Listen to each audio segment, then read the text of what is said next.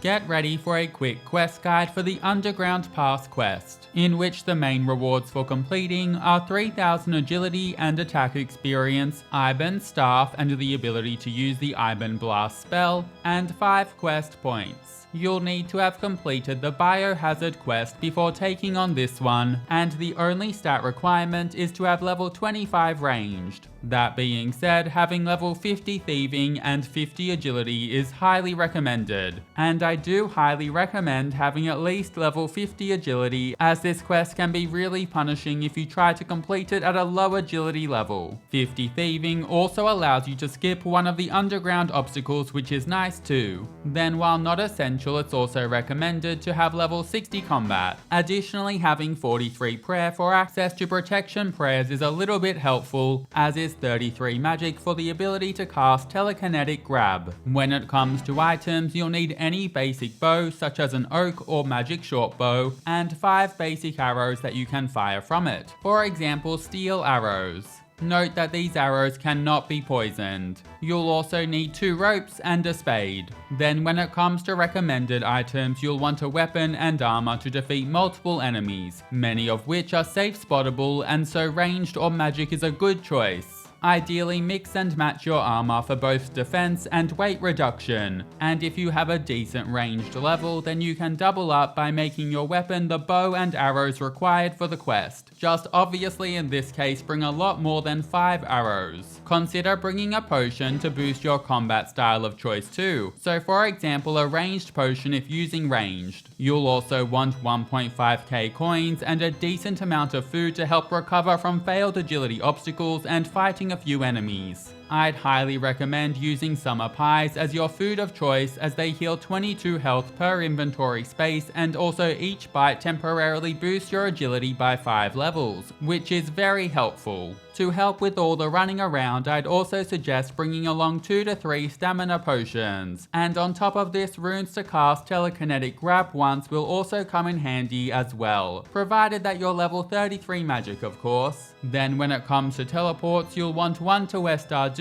and 1 to Ardoon, though consider having an extra Ardoon teleport in case you need an extra emergency teleport. Finally, ensure that you have at least 2 empty inventory spaces at the quest start. Before starting, maybe make yourself a tea in real life, and just know that this quest is a bit of a punish and will likely have a few setbacks that you'll kind of just have to accept and go with. For context, I completed this with 66 agility and 52 thieving, and for the most part it was pretty smooth. Now you can begin this quest in King Lathas's room on the 2nd floor of the castle in East Ardoon. To start, talk to King Lathas and begin by saying, "I am. What's our plan?" before the king tells you to find a way through the underground pass. Then select yes to officially begin the quest before continuing through the chat. Now teleport to West Ardoon before running a little north and then a long ways west to the dungeon sign that signals the entrance to the underground pass. And then talk to Koftik, who's hanging out just outside of it. After some chatter, say, "I'll take my chances," and then go through the rest of the chat.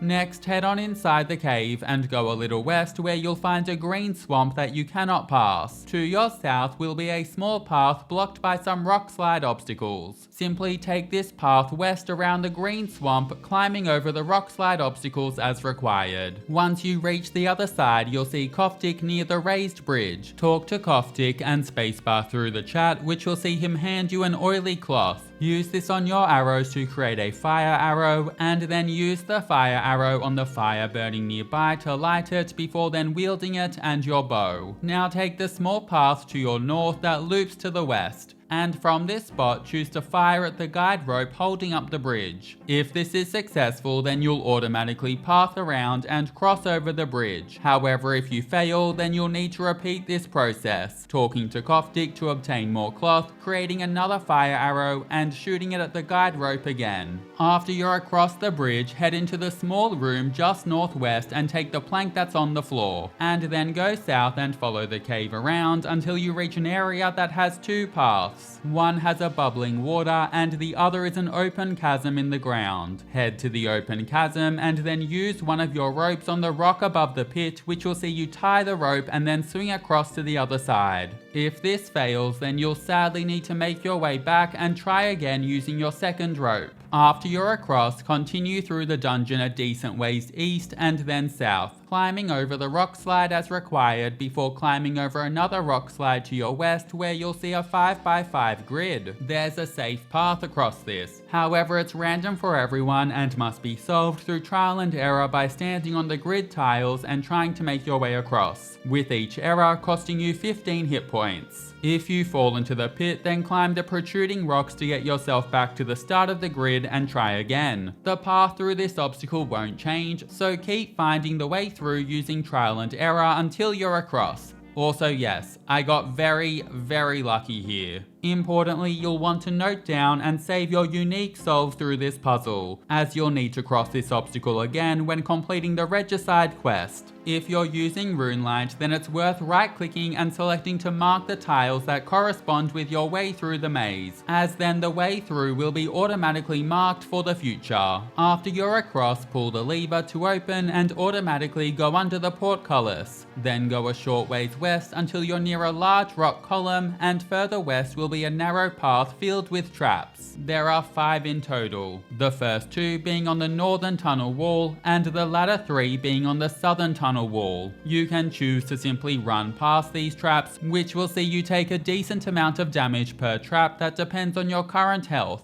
Or alternatively, you can choose to search the odd markings on the wall before selecting, yes, I'll give it a go, which will likely see you pass taking no damage. However, there's a chance you'll fail and still take damage while not even passing it. Eventually, you'll reach the other side where you'll find a well and an altar. And with access to the altar, feel free to pop on rapid heal while you complete this next step. Firstly, go just east of the altar, and along the path leading north will be flat rocks. Use your plank on the flat rock to cross it, and continue going north, using your plank on each of the flat rocks until you reach the end of the path. Once you reach the end of the path, take the Orb of Light, and then retrace your steps using the plank on each of the flat rocks until you're back besides the altar. Now stand to the west of the altar and then take the path directly west filled with spiders and ogres. Pray protect from melee if needed and take the Orb of Light at the end before retracing your steps back to the altar. Next, take the path west that's directly south of the one that you just took, again using your plank to traverse the flat rocks without taking damage just as you did before. And as usual, once you reach the end of the tunnel, take the Orb of Light before making your way back east to the center, again using your plank on the flat rocks to prevent taking damage. Before we take the next path, know that you do not want to pick up the orb at the end of it. Now take the path west that again is directly south of the one that you just took, and once you reach the end you'll see an orb. Right click and search the flat rock beneath the orb before then selecting, yes, I'll give it a go, to disarm the trap and obtain an orb in the process. Now run back east to the room with the altar and the well, and then go further east, making your way back through the corridor with the 5 wall traps, either running through them or searching the odd markings on the wall to attempt to disarm them to make your way through. Now you'll see a furnace. One at a time, use all 4 of your Orbs of Light on the furnace, which will see them vanish from your inventory. And after you've done this, then make your way back west through the corridor to the room with the altar and the well. Again, either disarming the traps or running straight through them if you're done with the disarming traps life and don't mind taking some extra damage. Once you're across, turn off your prayers and recharge your prayer points at the altar, and then right click and select to climb down the well.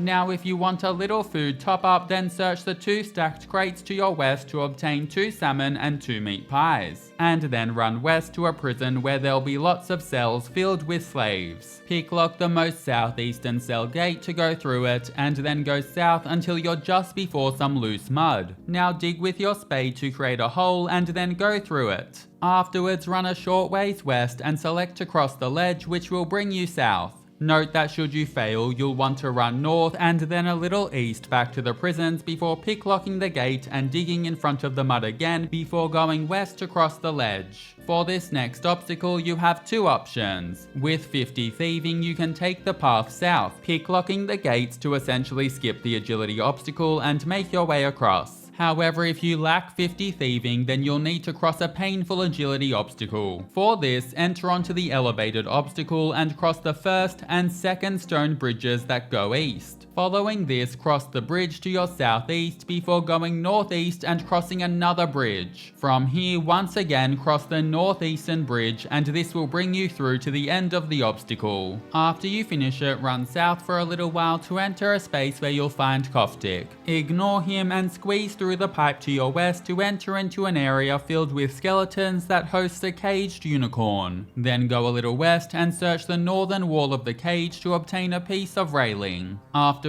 go east and then south before looping around west behind the cage, whereby you'll find a boulder. Use your piece of railing on the boulder to sadly kill the unicorn. Now run back around north to the unicorn cage and then search the smashed cage to obtain a unicorn horn. And you can now drop the piece of railing. Unicorn horn in hand, pass through the tunnel to your north and then continue running north. Then east for a while past some skeletons before following the path further north, whereby you'll come across 3 level 62 paladins. While not essential if you're low on supplies, then you can free up 7 empty inventory spaces and then talk to any of the 3 paladins and spacebar through the chat to obtain some food and potion supplies. But sadly, while they were so kind, you now need to kill each of the 3 paladins and take their paladin badges. To safe spot these paladins, simply lure them south. Stand just north of the large stalagmite in the southern corridor, and attacking them here will see them get stuck on the northwestern crevice in the corridor. Admittedly, Sir Jero is a little bit trickier because he can't be lured as far south, but you can go into and out of his range to keep him from attacking you if needed. After you've defeated all 3 of the paladins and obtained each of their badges, it's time to keep moving. And from the paladins corner room, you'll want to run a little west before using your plank on the flat rock to pass it safely. After you're across it, then continue west, whereby you'll find another well. Use your unicorn horn and your 3 paladin badges on the well to throw them down it. And after this is done, you'll unlock the door to your west that you'll want to go through. After arriving on the other side, spacebar through the chat with a now brainwashed and kind of crazy Koftik.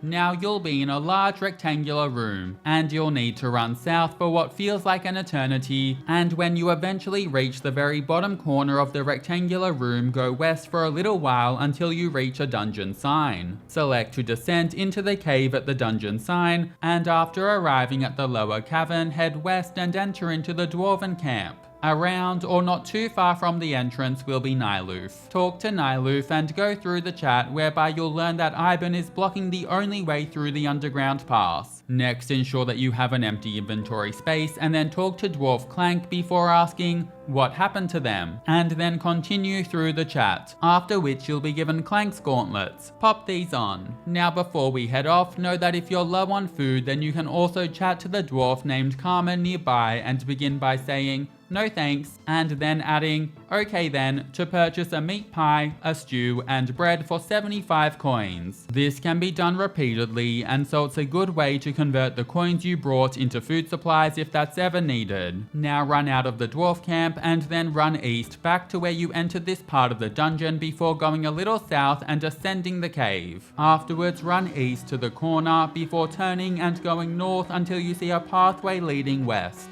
Go along this path and select to cross the bridge obstacle. Should you fail, you'll take a hefty amount of damage and wind up back at the large area where the dwarfs were and need to make your way back. But should you succeed and end up at an intersection, then continue south to the small witch's house. Do not enter into it. Instead, search the window right beside the front door to find out that you need to distract her. Following this, go north back to the rocky intersection, and from the intersection go west, praying that you don't fall when selecting to cross the bridge obstacle. After you're across, run north to another platform, then west, and then north again, whereby you'll find the witch's cat roaming about. Select to pick up the witch's cat, and with the cat now in your inventory, you'll want to return to the witch by going back south, then east, and then south again before crossing the bridge east and continuing south back to the witch's house. Now ensure that you have 3 free inventory spaces and then use the cat on the front door to distract the witch. And while the witch is distracted, enter into the house before opening and searching the chest in the southeastern corner of the room to obtain some potions, the History of Iban book, and most importantly the Dole of Iban, before exiting the house. Once you're out of the witch's Spider's house, you'll need to again run north, and at the intersection cross the bridge west, and then after reaching the next intersection run south a long ways, crossing yet another broken bridge section. And here you'll see 3 demons. You now need to defeat all 3 of these demons, but know that they can very easily be safe spotted by standing on the narrow path sections whereby they won't be able to reach you.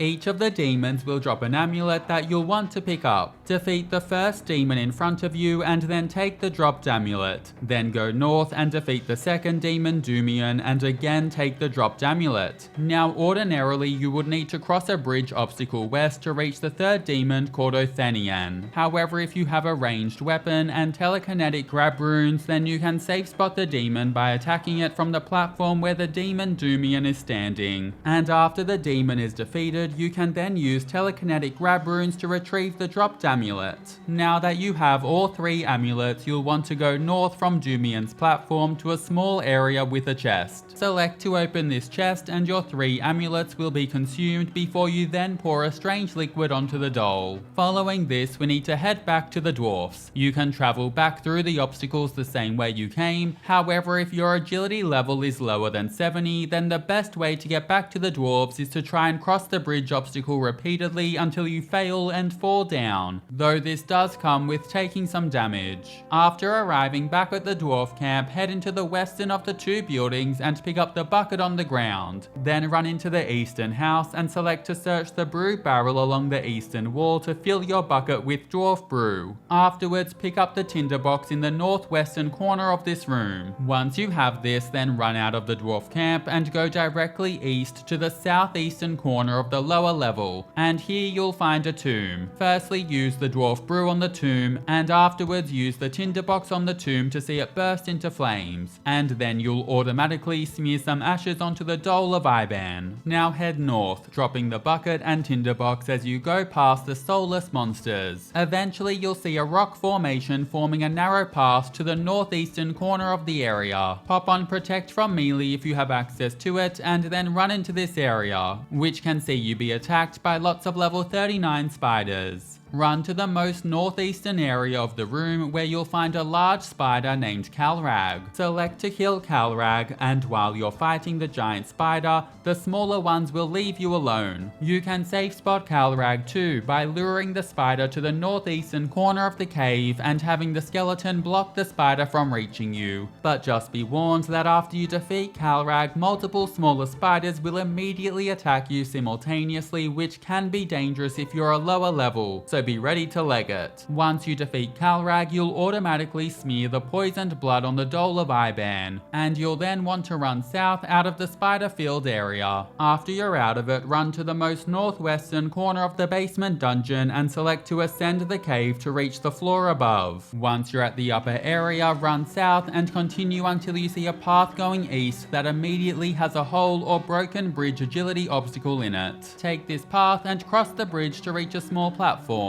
Then run north to the next platform, then east to another platform, and then go to the platform directly northwest. Ensure that you're wearing Clank's gauntlets and then search the cage. This will complete the final stage of preparing the doll of Iban, with Clank's gloves protecting you from the half-soulless in the cage. Now retrace your steps southeast to a platform, then west to a platform, and then south to another platform. And from this large platform, go east following the winding path to another platform. After reaching it, go south and then continue following the path southeast before crossing the bridge south to reach a smaller platform. Then continue south and cross another bridge. If you fail, then my condolences, because you will have to make your way back here, and I know it's a massive pain. The good news is that if you succeed, there are no more bridges to cross. You'll now be surrounded by disciples of Iban. Defeat one of them and then pick up the Zamorak monk top and Zamorak monk bottom that they drop before wearing them. Also, don't drop anything that you aren't willing to lose, because you won't be able to retrieve them after the showdown with Iban. Once you're wearing the robes, then run west until you're outside the door to Iban's lair, and then ensure you have max health. Now this part can be a little dangerous, but being fast will mitigate this. Wearing the robe, select to open the door to Iban's room, and this will see you sit through some dialogue that you can't spacebar through. As it's going on, hover over your doll of Iban, and as soon as it finishes, right click and use it with the well in the middle of the room. If his attacks interrupt you, then you might need to do this again. Once the doll is in the well, you'll defeat Iban and drop down the well, losing the doll but obtaining Iban's staff in the process. Now all that's left is to return back to King Lathis in Ardoon. If you forgot your teleport out, you can run west and talk to Koftik, who will transport you back to the start of the underground pass. But otherwise just use your Ardoon teleport before running a decent ways west to Ardoon Castle and then entering it and going up the middle staircase, before then going into King Lathis's room to your east. Talk to the king and spacebar through the chat before BAM! Quest complete. You'll be awarded 3000 agility and attack experience, Iban staff, and the ability to use the Iban blast spell, as well as 5 quest points. Thanks so much for watching, catch you in the next quest.